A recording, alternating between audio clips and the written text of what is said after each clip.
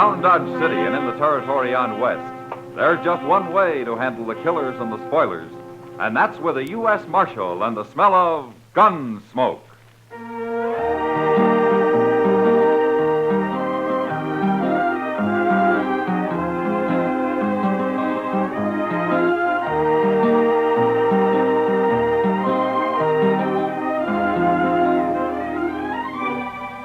Gunsmoke, starring William Conrad. The story of the violence that moved west with young America. The story of a man who moved with it. Matt Dillon, United States Marshal.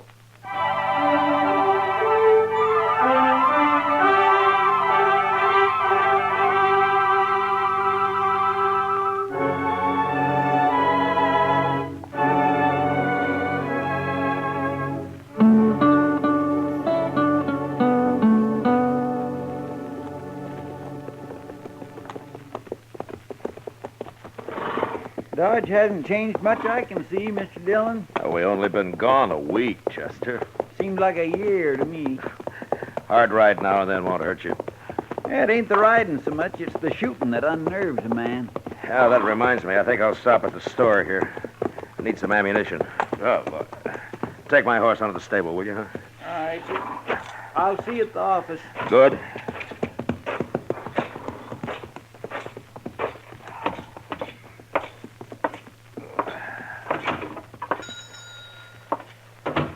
Marshal Dillon, it's certainly good to see you back.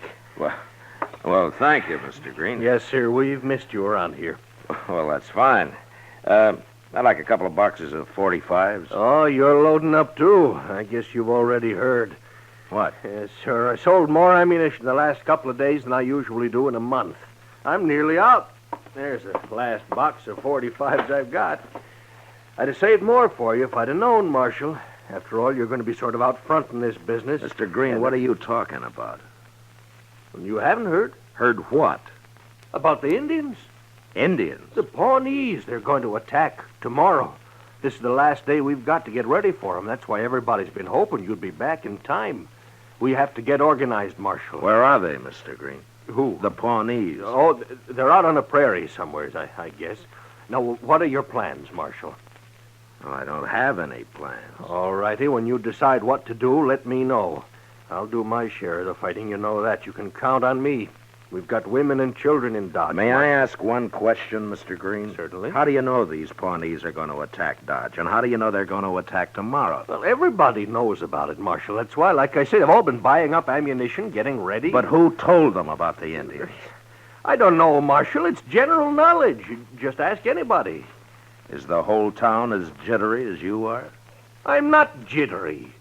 Marshal, this is a serious matter. Those Indians could wipe out Dodge if there's enough of them. Yeah, sure. How many are there, Mr. Green? Well, I don't know how many, Marshal. Good-sized war party, I imagine. Has anybody seen them? Oh, no, Marshal. They haven't seen yet. It's tomorrow they're coming. Oh. I'll put the 45s on my bill, Mr. Green. You let me know when you get your plans made, Marshal. You can count on me. I'll tell everybody you're back, and we'll have a meeting. No. You wait till you hear from me, Mr. Green.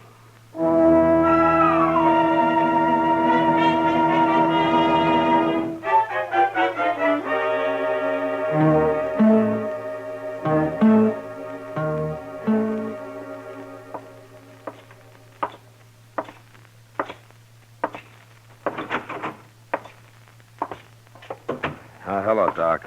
Oh, how are you, Matt? I saw Chester riding up Front Street, so I come down to welcome you home. I gave our horse a feed of grain, Mr. Dillon. Figured they'd earned it. Oh, good. Doc, I've been talking to Mr. Green down the street. Yes? Has he gone crazy or what? Oh, he must have told you about the Indians. Indians? Oh, the whole town's been talking about them, Matt. Pawnees are on the warpath, they say. And they're going to attack Dodge. Tomorrow, I believe it is. Good heavens, Mr. Dillon. Oh, now, don't you start it, Chester. When did all this talk begin, Doc? A couple of days ago. Oh, everybody's been pretty excited. Especially Green and Hank Reisling at the Dodge house. Oh, they sure been hoping you'd get back in time to take charge of everything. Well, what do we do, Mr. Dillon? Nothing, Chester.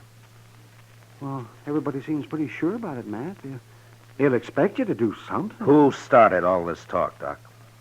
Well, I haven't heard anybody mention that.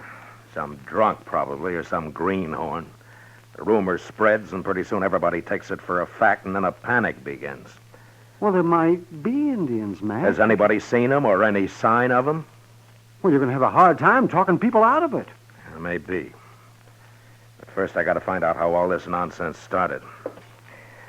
Chester, you go ask Mr. Hightower what he knows, huh? He's got good ears. All right, sir. I'll see what I can find out in the saloons, then we'll meet back here, huh? Yes, sir.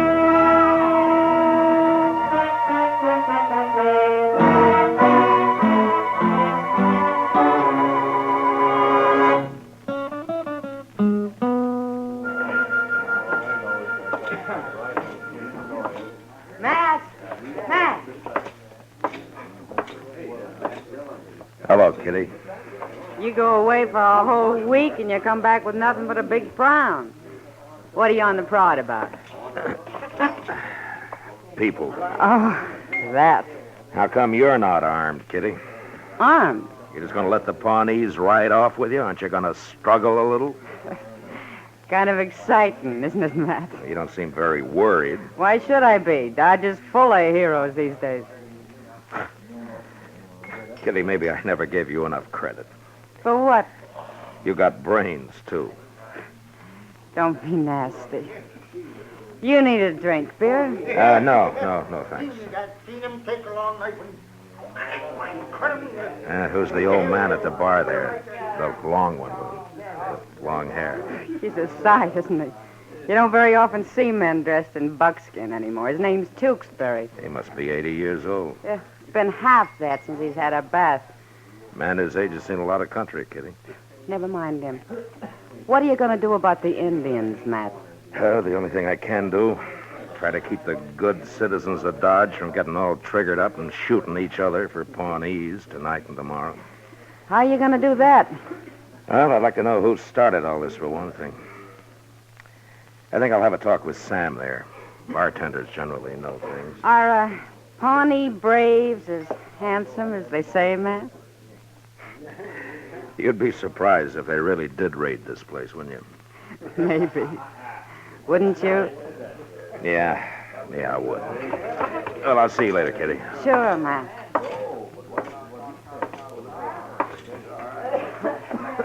Sam. Hello, Marshal Dillon. Welcome home. Oh, thank you, Sam. What's your pleasure? Nothing right now. Sam, do you know who started all this Indian raid talk? I don't know who started it, Marshal, but everybody's sure all worked up. Yeah, I know. I'm just trying to find out why. Mr. Green and Hank Risling have been wanting to get organized. They'll be mighty happy you're back. Marshal, I heard Sam say your name. Mine's Tewksbury. How do you do, Mr. I Tooks? want to offer my services, Marshal. Your services? But what for? There ain't nothing I don't know about Indians, Marshal. Why, I introduced Kit Carson to his first Apache over in New Mexico. Oh? And if it hadn't been for me, John C. Fremont would never got back from the Des Moines River in 42. It was Arapahoes that time. Inside and out, Marshal. Backwards and forwards. Dead and alive and chiefs and brave squaws and papooses, and I know them all. Well, that's fine, Mr. Tewksbury, but I don't think we've got You anything to can't worry trust about. an Indian, Marshal, any more than you can trust a white man. They got sharp tongues and evil ways, and they're cruel and ungrateful. Buy him a drink, and cruel. Marshal. He usually shuts up at least while he's drinking it. Yeah, all right, Sam, give him a beer. Well, I thank you, Marshal, but I never drink beer. Oh, you don't? I will, however, take a little drink of straight whiskey to hold in my mouth and sweeten my tobacco. Yeah. Well, you heard him, Sam. The old devil. Old devil, am I? Well, you'll be grateful I'm here when them ponies come screaming out of the dawn. Do you lift hair, Marshal, or do you fight like a white man? Well, I don't believe I ever scalped anybody. The Indians got it all over you. They're them fierce, them ponies, and don't ever let them take you alive. Why, I've seen them spread eagle a man, and Here's your whiskey, And they old go- man. Better drink it before it gets cold. it's not bad whiskey. What there was of it. grateful, ain't he, Now, Marshal? you let me know when you need me, Marshal. I'll show you how to fight Indians. Now, you attack them first. You see, they're Mr. crazy wild. Tewksbury. That's what they are. Mr. Tewksbury, where did you hear about this Pawnee raid? Hear about it, but everybody's heard about it. They've all been warned. Lock the women and children in the church, Marshal, and leave them with enough guns to shoot themselves if worse comes to worse. There may not be enough real Indian fighters around here to hold off them bloodthirsty savages very long. Who told you about the raid, Mr. It's common Tewksbury? knowledge, Marshal. Common knowledge. When's the meeting? Well, I don't know, but I expect that'll soon be common knowledge, too. Goodbye. So long, Sam. Here's for the whiskey. Thanks, Marshal. See you later.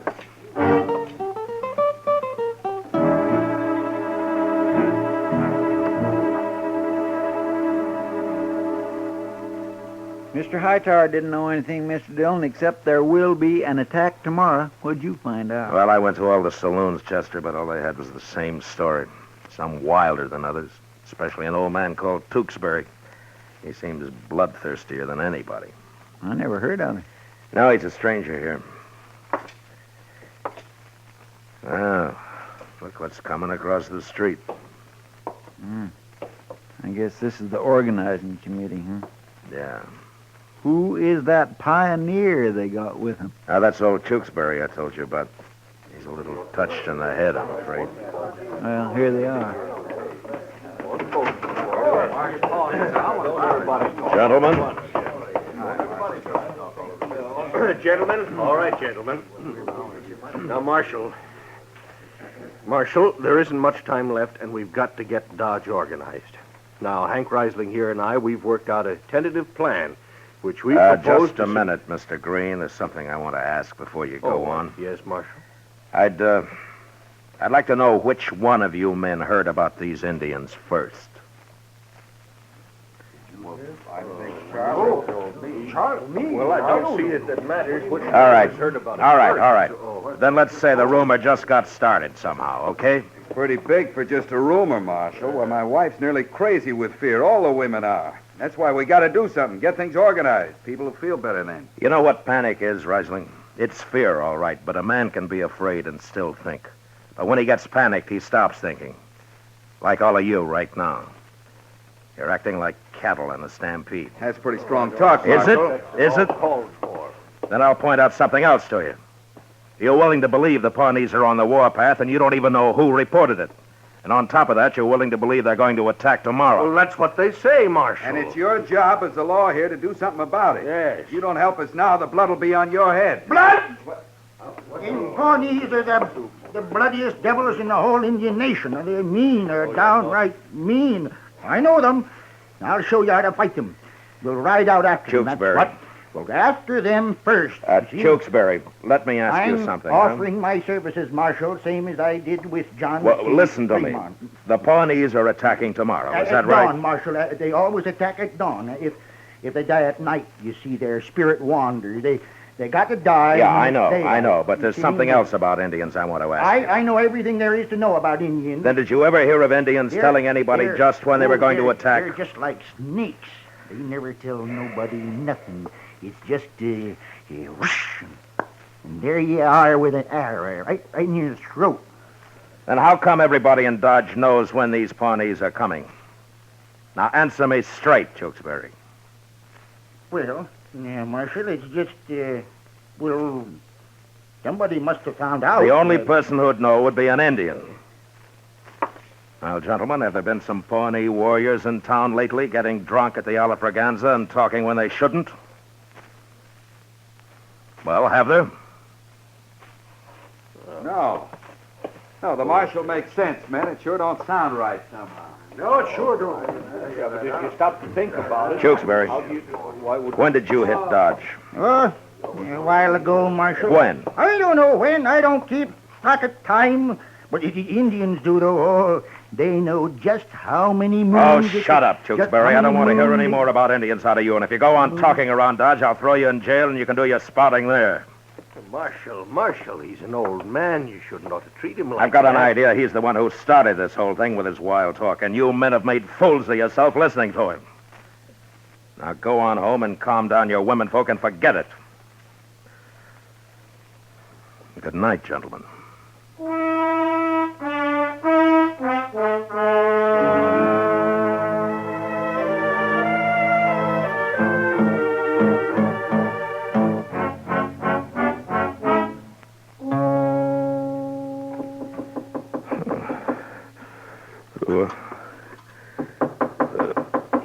Yeah, who is it?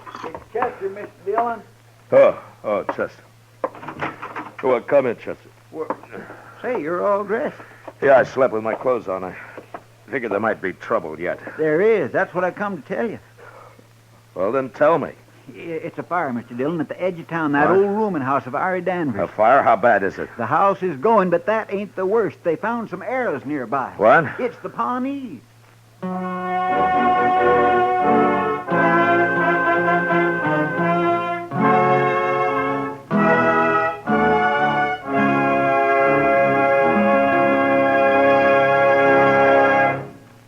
We will return for the second act of Gunsmoke in just a moment. But first, tonight's free and easy Saturday night country style on CBS Radio features the old Kentucky barn dance and the WWVA Wheeling Jamboree. It's Saturday night country style later tonight on most of these same CBS radio stations. Now the second act of Gunsmoke.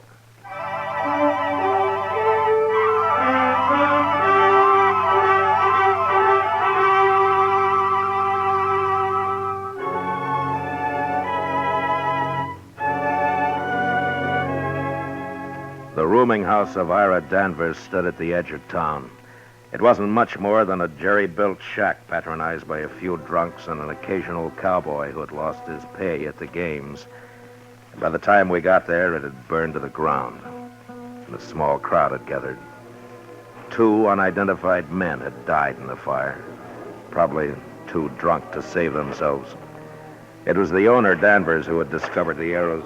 Look at them, Marshal. I found them sticking in the ground yonder. Yeah.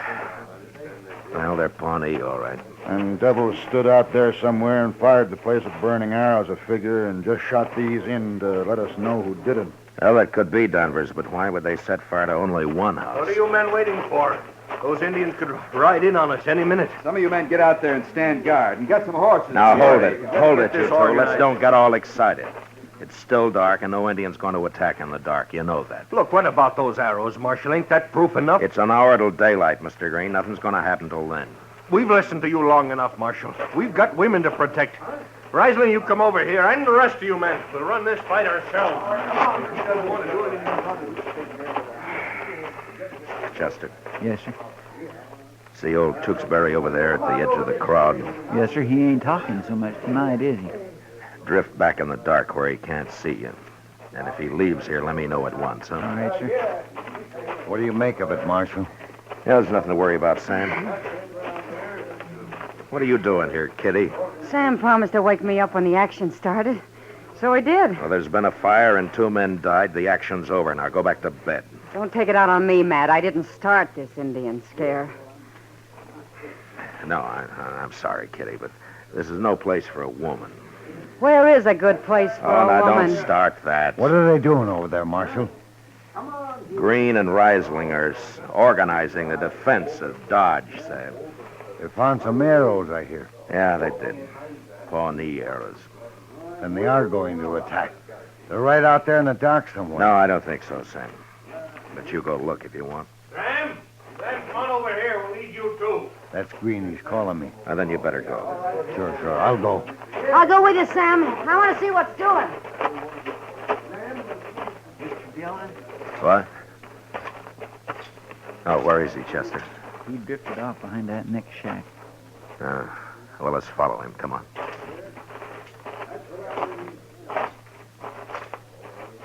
Were you close enough to see if he's armed? No, sir. I couldn't tell. It's too dark. No. Look quiet now. I don't see him. No, neither do I. Now, hold up a minute. Maybe we can hear him. Now let's go on. Hey, something moved right over there. Yeah, I saw it. Look, he's lighting a fire. Yeah, there he goes. You put out the fire, Chester. I'll catch him. Yes,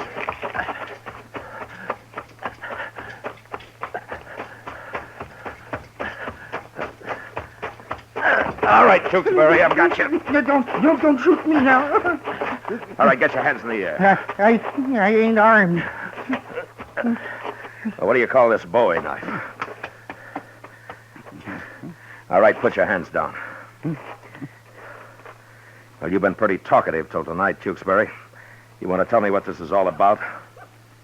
You go eat dirt. Where did you get those Pawnee arrows you planted at Danvers' place? Them Pawnees, they got sharp tongues and evil ways. They're cruel and ungrateful. Tewksbury, what do you really know about the Pawnees? Oh, I know 'em. I know 'em. You men go kill 'em. You write 'em down. Why, Tewksbury? Why do you want them killed? They're savage devils. They treat people mean. Why do you say that? What did they do to you? Let's go drink some whiskey. Tewksbury, 2 men died in that fire you set at Ira Danvers. Do you realize that? White men, let 'em die. You can't trust them. I don't think you understand. You killed 2 men tonight, Tewksbury. Been a long time since I had any whiskey. Years. Are you drunk now? No. No. I'm tired. I'm awful tired. Tired and lonely. I want to lay down. Make camp. Yeah. Come along, old man. I'll show you a bed.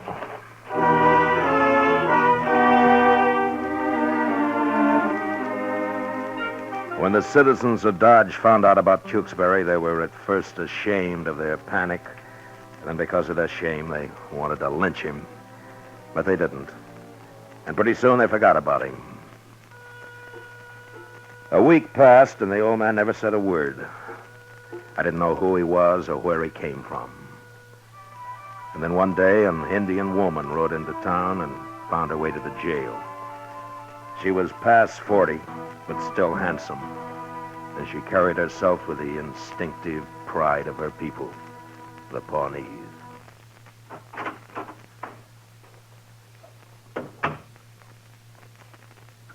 Is this the jail? Yes, it is. You are the marshal? That's right. What can I do for you? Word has been brought that you have an old man here. Tewksbury? Yes. I have come for him. What?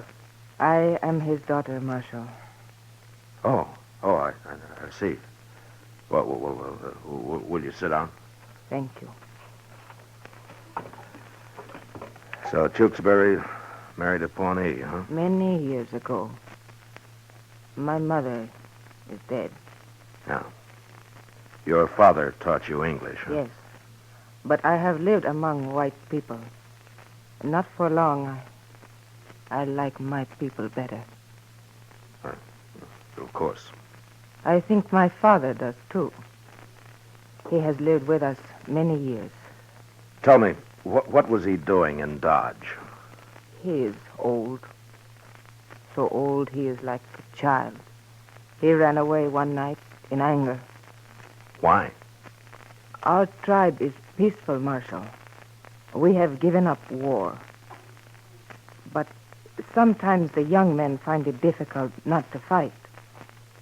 My father made some whiskey. He was giving it to the young men, telling them they should kill white people.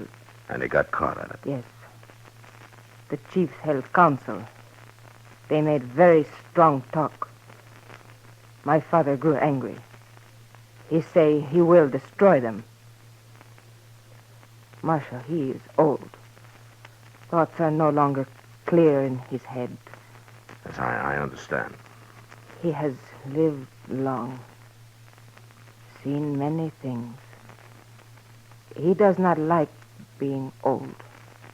He cannot understand why life is peaceful with us. Well, he sure stirred up a lot of trouble here. A hunter told us the story. My father will be more closely watched now. Because he has served the tribe well in the past, chiefs will send you horses. Horses? To let him come back. Oh, his fine, huh? He's fine, yes. I forgot the word. Well, It's not as simple as that. You see, 2 men died in that fire your father set. I'm afraid he'll have to stand trial. Trial? Oh, your counsel. Yes, It'll be in a few days now, but I've got to warn you that it might not go well with him. 2 men die. I understand, Marshal. I wait. Look, would you be willing to come to the trial to talk for your father? A squaw? Well, we allow women to talk at our trials. Then I will be there. Good. Now I think your father'd like to see you. Come.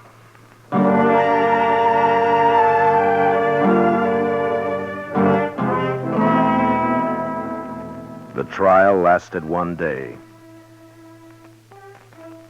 I don't think Tewksbury knew what it was all about, or even cared. After seeing his daughter, he started talking again.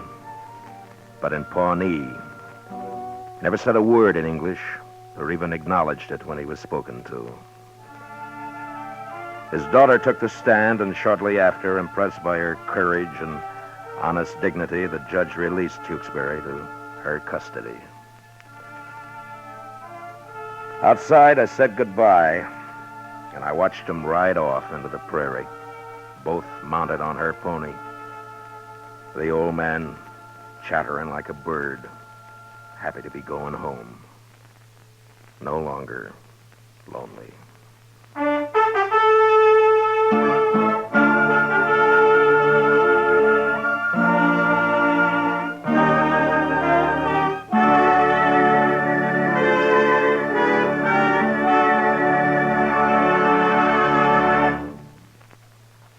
Gunsmoke, under the direction of Norman MacDonald, stars William Conrad as Matt Dillon, U.S. Marshal. Tonight's story was specially written for Gunsmoke by John Meston, with music composed and conducted by Rex Corey. Featured in the cast were John Daner and Lawrence Dobkin, with James Nusser, Vic Perrin, and Lillian Bayef. Parley Bear is Chester, Howard McNear is Doc, and Georgia Ellis is Kitty.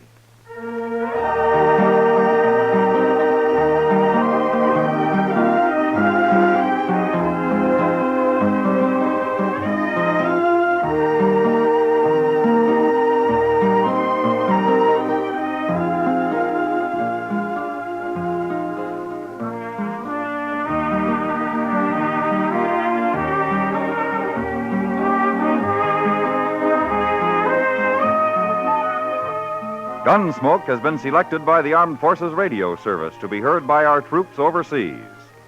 Join us again next week as Matt Dillon, U.S. Marshal, fights to bring law and order out of the wild violence of the West in Gunsmoke. Go, go, go! Go with CBS Radio. CBS goes wherever you go. Go, go, go! Go with CBS Radio. That is where you'll find your very favorite shows. Everyone knows you'll get the best on CBS. Go, go, go, go, radio!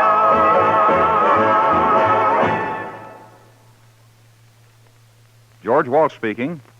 America now listens to 110 million radio sets and listens most to the CBS Radio Network.